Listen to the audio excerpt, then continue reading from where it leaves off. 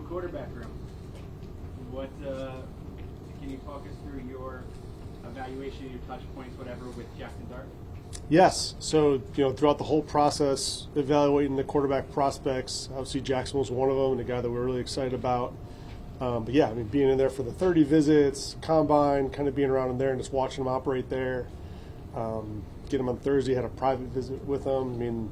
It was a very thorough process, and we did it with a bunch of different guys. And we're happy with Jaxson and the way he's been going. But it's a cool process to be able to go through that. Obviously, you get a guy that you really like and you really think has potential to do something. You take a shot on him, and I'm excited about Jaxson. How late in the process did you know he was your guy? I wouldn't say it was late. I'd say it was relatively early, just because you get the more touch points you have with him, the more your confidence you get, and the more you see him, fitting into your system and your scheme. And so, I felt really confident about how he operated, how he studied, how he prepared, how he handled himself. And then at the end of the day, his tape and the way that he performed in those meetings. Like I said, on that tape, what stood out to you in his game? You watch a lot of it. You watch, I'm not going to get to all the details of it, but, you watch the explosive plays. You watch how he operates in 2-minute drills and under pressure, under duress.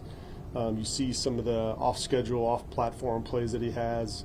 And you kind of watch that together, and you put together a report. But those are the things that stood out to me. His ability to kind of, play within the pocket, play outside the pocket, be in QB run game, things like that. That said, Mike, you obviously had to wait through a draft night to see if you were even going to get him. What was that like for you? You never really know how it could go. You don't know how those things are going to line up. But Joe and his staff had a really good plan. They did a great job and had a great draft. So, we're excited about the players we did add. Happy to have Jaxson and all the guys that we drafted. So, it's part of the process, part of the league, part of the NFL, and just another year of trying to put together a good squad and a good crew of guys. You were part of Patrick Mahomes' early development in Kansas City. What did you learn from that, and how can you apply those lessons to helping Jaxson develop? Yeah, I think whenever you draft a quarterback early, you want to have a plan or some semblance of a plan or schedule kind of put in place. Understand that it's not really a 1 week or it's a 6 month, 1 year, 2 year type plan. Really, for any quarterback, any player you get, you want to see what that player is going to be. Some point in the distance, 6 months, 12 months, 18 months in the future, like where his progress is at and where he should be. And that way, along the way, you can evaluate, is he on schedule? Is he a little bit further behind? Do we need to add or subtract certain things?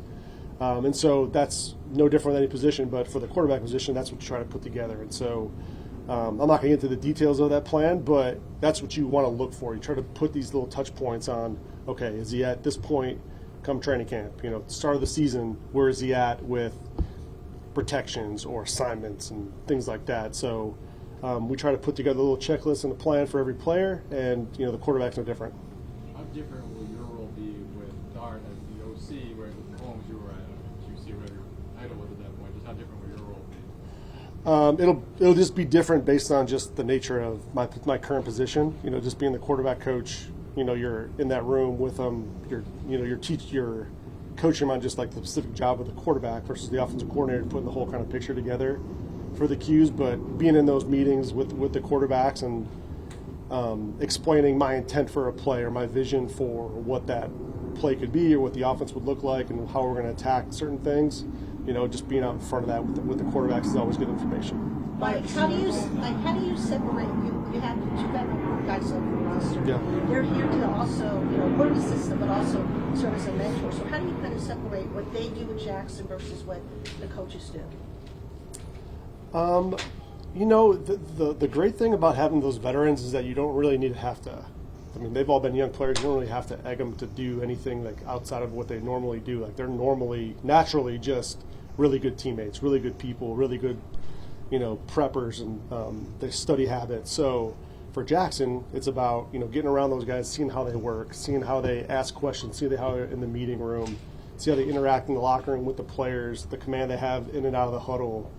I think those are just great experiences to have. And when you have a veteran room and you throw Tommy in there as well, going on, year 3, year 4, like in the offense, like that's really good information, because a lot of guys are leaning on Tommy because he's been in it for so long. He knows kind of the ins and outs of it and kind of get guys up to speed. So we have 3 veteran guys. We have a young guy, a lot of great experiences amongst the coaching staff in that room as well. So it's been a fun room. So, so far this spring has been fun, and getting to learn everybody and, get them introduced to the offense. How delicate of a balance is it, Mike, for you guys? You have an entire room, so obviously we've been asking you about Jaxson, and a lot of attention goes to Jaxson. But, you have to also prepare the other quarterbacks to be ready to play, and I know it's only June, but it seems like the closer you get to the season, the less time you get with the entire group, and the more focus has to be about playing games. So for you guys as a coaching staff, is there that delicate balance of making sure that every day you're intentional in terms of what you're trying to get out of your entire quarterback group, what you're seeing from 1, 2, 3, 4, if it's on depth chart, or that kind of approach? Yeah, I mean, the planning that's done well in advance of the phases. You talk about it, and that's all absolutely takes into consideration how you script the plays, what plays you want to install, the emphasis of that day situationally. You look at that, you try to detail it out for the entire group.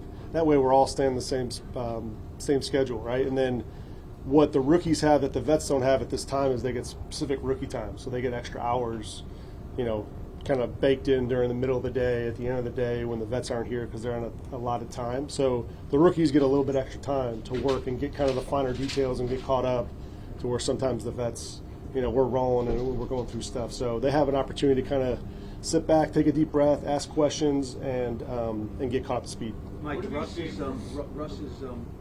career, we know what he did in Seattle. His career has kind of taken a dip in Denver, and certainly last year with the Steelers. So you guys signed him. What do you see in him as a 36-year-old veteran that you and the guys here can turn that back up and make him into a good starting quarterback? Yeah, I see a lot of things in Russ, and things that I've watched from afar for a long time.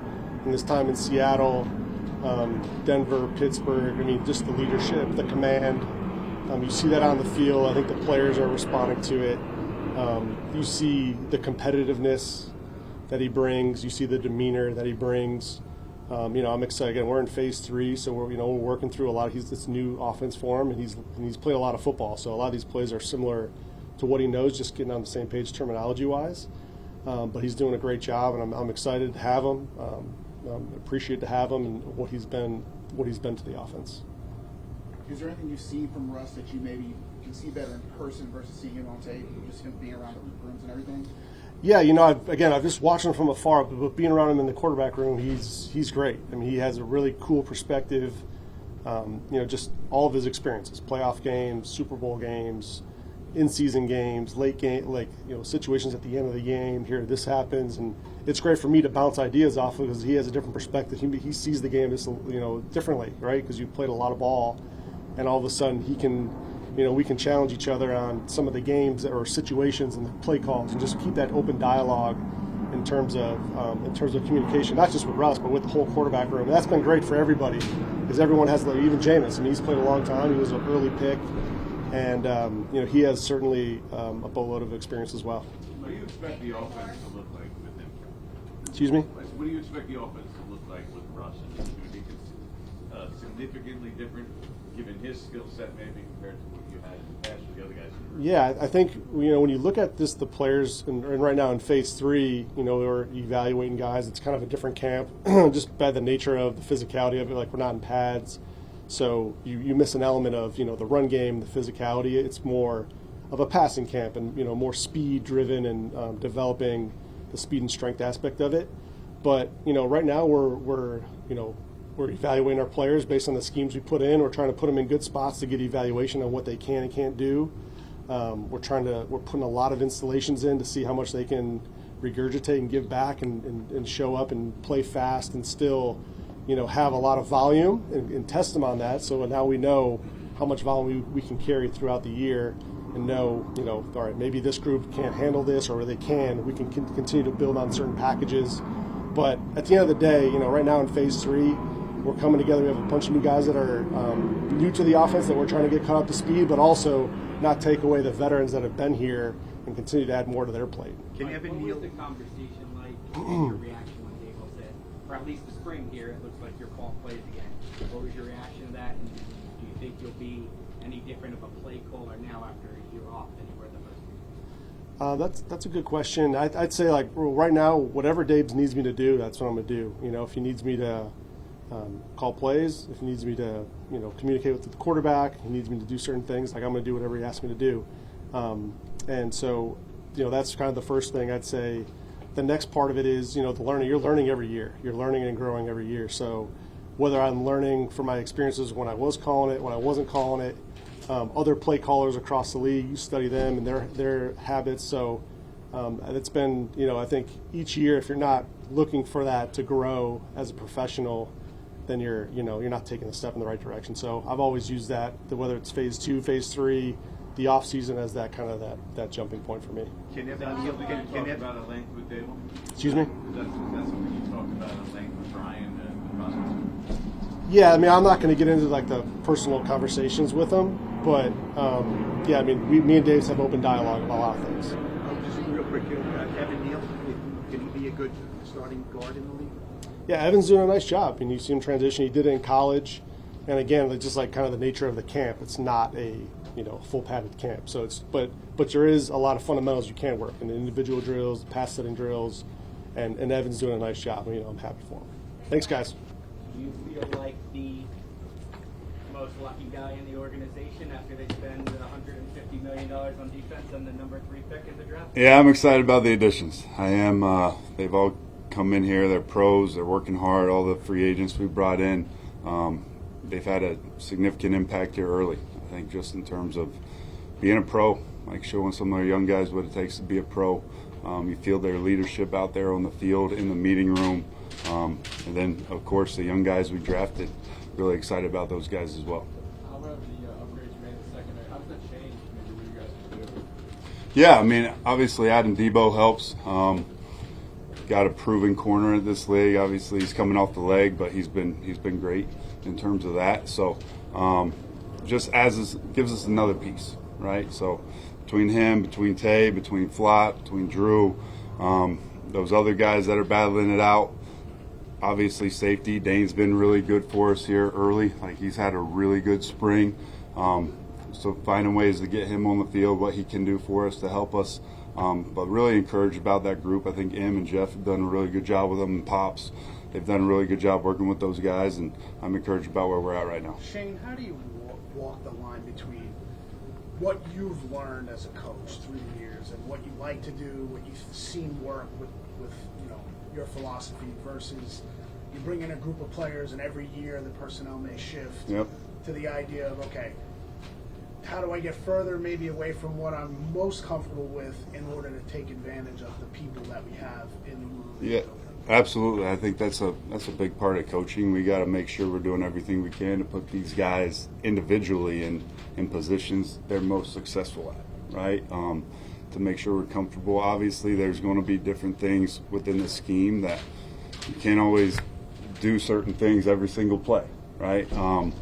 But doing our best to maximize their skill sets to what they're most comfortable at, putting them in positions to do things. I think, obviously, just learning from other coaches, whether it was Rome last year or Mike, obviously bringing Jeff in, their experience with what they've done. Always trying to evolve. Like, you never want to stay the same. If you stay the same, you're not improving. So always trying to evolve what we do from the ground level all the way up through.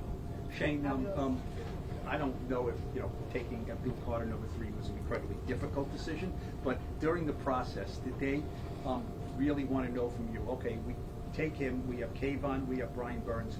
How are you going to make it work with those 2 guys? Because it's not just a plug and play kind of thing. Yeah, I mean, you got 3 guys for 2 spots when you look at it from the outside in, right? So, I mean, it's a really good problem to have. You got 3 really good players, 3 really talented players, 2 of them that have done it at this league at a high level. Again, I think that's something from a staff standpoint that we're working through, trying to find a way. Ultimately, we want to get our best 11 on the field. Whatever way we got to maneuver, to do that, we got to find ways to get the guys that can impact the game on the field. So there's some versatility there. Obviously, with Abdul, he did a little bit of that stuff off the ball in college early on in his career, so there is some versatility there, some versatility of what we potentially could do with Burns as well. But again, making sure in Abdul's case that we understand what it takes to be an edge player in this league and all the development that comes with that, but at the same time making sure we find ways to get the guys that can potentially impact the game for us on the field. What stood out to you about Abdul in your recruiting process during the draft process? Yeah, I think he's all ball. Like, you can tell he perks up when you start talking football with him. I think just his demeanor, how he carries himself, there's an edginess to him that we've seen translate out here in these few practices that we've had. But you're always looking for guys that love football, right? It's a hard job, and if you don't have the love for the game, this game chews you up and spits you out, right? And especially with the level of talent that he has and everything that comes with the expectations of where he was drafted, you better have a love of the game and be able to hopefully use that as fuel throughout your career, whether it's the good times or the bad times. So probably most encouraged about that, just from our time meeting with him, talking football. He was all in. Shane, what do you like about your defensive line? You've got a mix of veterans. You got the young kid Darius Alexander. How does that change things for you? Yeah, we got good depth, right? We got really good depth. Again, we'll see how these young guys go as we start going. It's still early. Like, this is practice number 5 for us, I think. So as we get through the spring and in the training camp, we'll kind of see where they're at and what we're going to be able to ask of them. But we added a couple free agents with Roy and Ledbetter as well, some veteran guys that have played. Obviously, we got Dex, we got Nacho, some of those other guys that have been here. So really encouraged about the group. I think there's a lot of versatility within the group, and you combine that with the outside linebackers as well. Between those two groups, there's a lot of versatility that we're exploring what we're going to be able to do and what we can ask of them. Like, that's a big part of it too, as it relates to all these guys. Like, the versatility is great, but let's make sure we don't overload them to the point where we take away their ability out there to go play as well. So, but really encouraged with D-line group. Dre does a really good job. Cox does a really good job with those guys. So hopefully we can continue to improve and get rolling. Shane, they put obviously all these resources into defense. John Mara was critical of the defense at the end of the year. Do you feel a pressure to make this work?